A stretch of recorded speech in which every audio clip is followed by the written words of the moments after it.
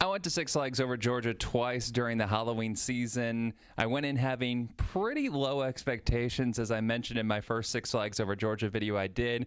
If you haven't seen that video, the link will be posted in the description below.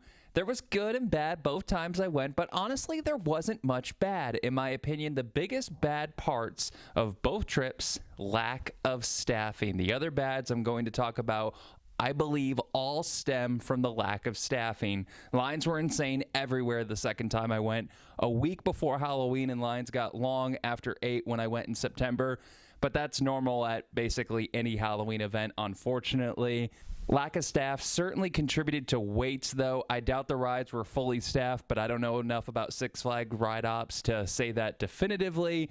But it definitely contributed to long food wait times because only a few food workers were there and majorly impacted scare zones. I went through multiple times on different scare zones over both trips, and we had some scare actors at the entrance. They were good. Nothing against any of the scare actors who were working, just there weren't enough of them. And back here near Goliath, passable enough there, but not really great. And then in other zones, one time I saw no one. Another time I saw one person talking to a security officer. Did seem legitimate, but it meant no one else was scaring. And another time I saw 2.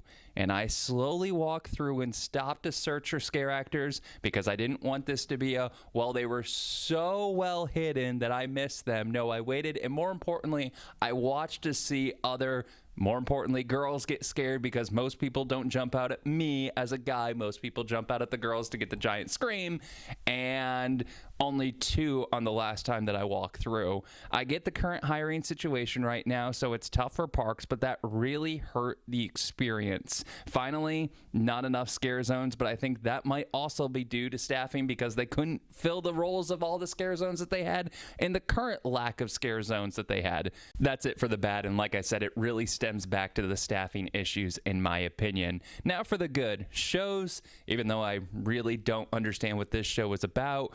Interactions, I got included in a magic trick. I posted that video recently. If you missed that, you can watch the video. Also is in the description, like you would have guessed. And side note, that video is a little weird. The magic trick is weird, forewarning, but hey, give it a watch. I forget what my card is. They did stuff that was out in the open and something for passersby to watch and enjoy. And like I mentioned earlier, although I don't understand this show and left as soon as I got footage, some people seem to enjoy it and it gave them a break from waiting in really long lines. Getting there early delivered plenty of short wait ride experiences, friendly staff. Like I said in my previous video, this guy was great and talked to several employees who were friendly and helpful.